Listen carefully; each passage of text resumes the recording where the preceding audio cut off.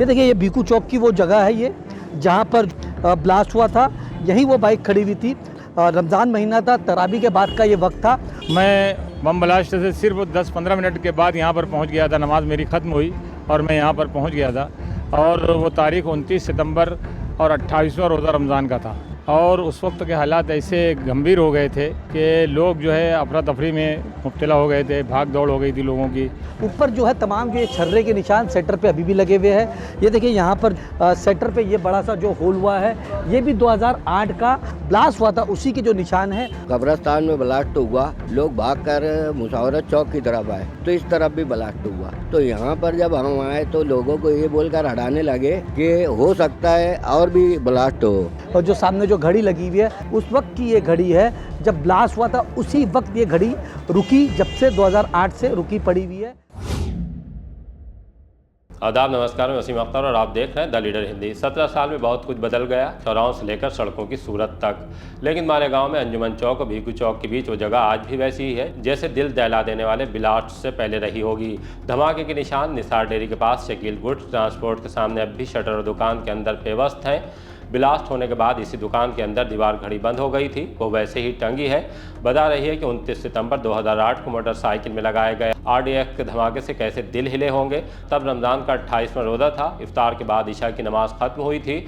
तरावी पढ़कर ज़्यादातर लोग मस्जिद से बाहर निकल आए थे। दुकानों पर ईद की तैयारियां चल रही थीं, महिलाएं खरीदारी में मसरूफ़ थीं। यही वो वक्त रहा होगा जब 6 लोगों की धमाके में जान चली गई, 100 से ज़्यादा ज़ख्मी हो गए थे। अफरा तफरी का माहौल था। जो मस्जिद में नमाज के बाद थोड़ी देर से निकले वो बच गए थे। मालेगांव ब्लास्ट केस में विशेष न्यायिक अदालत का फैसला सुनाने के बाद, जिसमें कि भाजपा की पूर्व सांसद साध्वी प्रज्ञा सिंह ठाकुर समेत सभी 7 लोगों को बरी कर दिया गया है। हमने मौके वारदात पर पहुंचकर लोगों से बात करके 17 साल पहले का मंजर जानने की कोशिश की। आइए आपको भी दिखाते और सुनवाते हैं।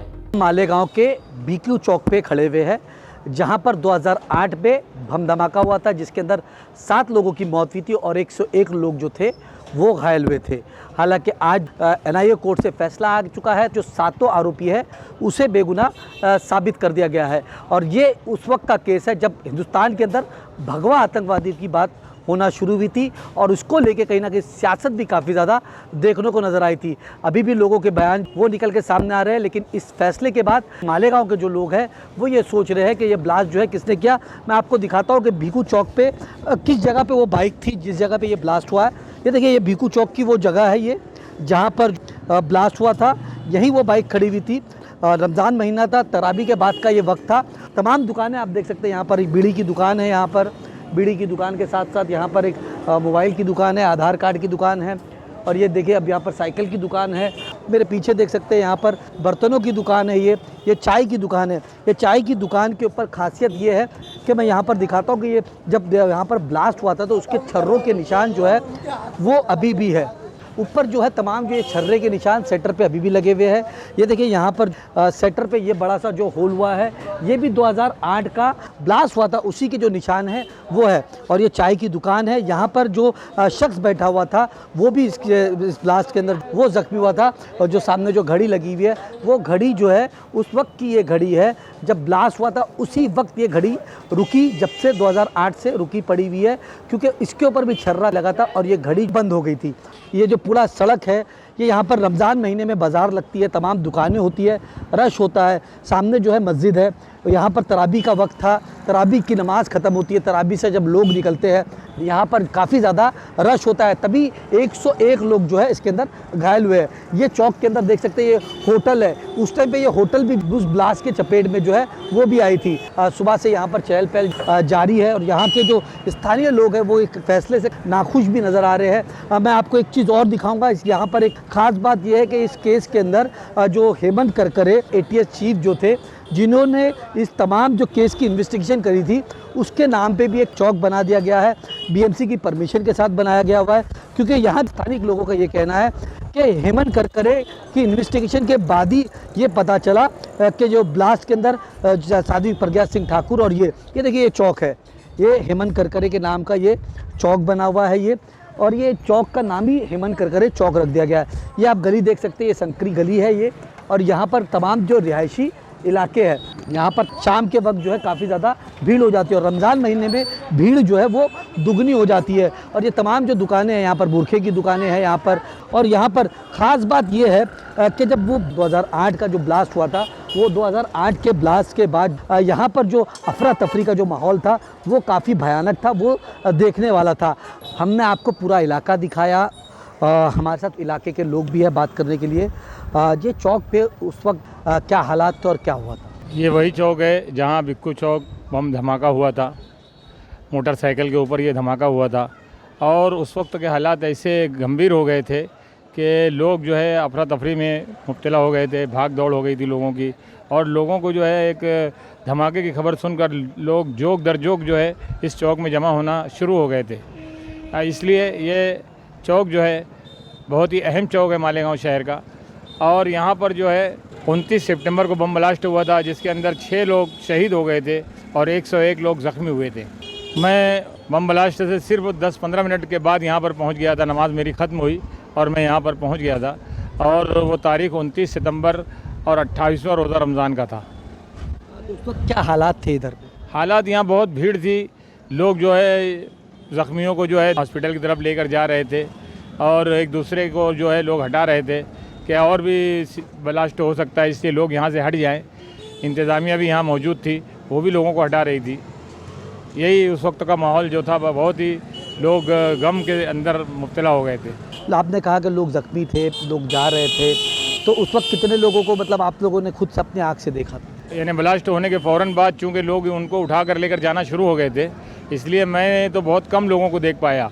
मगर हॉस्पिटल में जाकर जितने ज़ख्मी वहाँ पहुँचे थे, हमारे यहाँ के फारान हॉस्पिटल था, NN वाडिया हॉस्पिटल था और भी दीगर हॉस्पिटल थे, नूर हॉस्पिटल था, सबको हमने वहाँ देखा ज़ख्मी थे। और उसके बाद उन लोगों की हमने हर किस्म की मदद करने की कोशिश की, सरकारी दरबारी जो भी काम था हमने उनका किया है। उस ब्लास्ट के बाद अगर बात कर रहे हैं कानूनी पहलुओं की, तो आज वो है जेल से बेगुनाह रिहा हो गए। वो मतलब लीगल को किस तरीके से देख? लीगल का काम इस तरह पे यानी हमने देखा कि हमने यहाँ मालेगांव शहर में लोगों से अपील की कि लोग आगे आएँ और इस केस के अंदर जो है वो अपील करने की कोशिश करें। जमीयत उलमा उनकी मदद करेगी। चुनांच उस दिन जो है निसार सैयद बिलाल ये आगे आए और इंटरवेनर बने और जब से लेकर आज तक वो इस मुकदमे के अंदर जो है इंटरवेनर है और उनके ज़रिए से जो है ये मुकदमा चलते हुए आज उसका फ़ैसला आया है। ये फ़ैसला मायूसी का फ़ैसला है और इंसाफ पर मबनी फ़ैसला नहीं है, इसलिए कि हेमंत करकरे साहब उन्होंने जो इसकी तहकीक की थी, यहाँ पर जो मोटरसाइकिल जमा की थी और इसके बाद उनके आरोपियों को जो पकड़ा था उनके पास से लैपटॉप हासिल किया था और बहुत सारी चीज़ें उनके ज़रिए से मालूम हुई थी, तो हमको ऐसा लगता था कि यहाँ पर मालेगांव ब्लास्ट के अंदर जो इंसाफ होगा। हेमंत करकरे जब आए थे तो किस तरीके से हेमंत करकरे को देखा जाता? हेमंत करकरे साहब यहाँ आकर बहुत ही मुस्तैदी के साथ पहले तो जहाँ मोटरसाइकिल रखी थी उसको घेरे में लिया, फिर उसको जब्त किया, पंचनामा किया और उसको ले जाकर जो है अपने यहाँ जमा करवा लिया। आप लोगों ने इस चौक का नाम, ये चौक है पूरा, क्या कहेंगे? यहाँ हम खड़े हुए हैं, हम यहाँ जो खड़े हैं बिक्कू चौक के बाजू का चौक है और इस चौक में कोई बोर्ड पहले कोई नाम नहीं था, इसीलिए हमने हेमंत करकरे साहब के काम काज की वजह से और उनकी सही तफ्तीश की वजह से मालेगांव के लोगों को उनसे मोहब्बत हो गई थी और उनकी शहादत के मौके पर यहाँ पर ये बोर्ड नस्ब किया गया कारपोरेशन से मंजूरी लेकर और आज तक ये बोर्ड यहाँ पर मौजूद है। जब ब्लास्ट हुआ था तो आप यहाँ पर थे, किस तरीके के हालात थे और उस टाइम पे आपने क्या क्या देखा? उस रोज़ इत्तेफाक से नमाज़ पढ़ने के 15-20 मिनट बाद ही हम लोग आए और यहाँ आने बाद देखे तो पब्लिक काफ़ी ज़्यादा थी। दरअसल 2008 का बम ब्लास्ट से पहले भी एक बम ब्लास्ट हुआ था और उस वक्त तो ऐसा था कि कब्रस्तान में ब्लास्ट हुआ, लोग भागकर मुशावरत चौक की तरफ आए तो इस तरफ भी ब्लास्ट हुआ। तो यहाँ पर जब हम आए तो लोगों को ये बोलकर हटाने लगे कि हो सकता है और भी ब्लास्ट हो, तो पब्लिक काफ़ी ज़्यादा थी मगर फिर भी लोगों को हम लोगों ने समझा बुझा कर हटाया।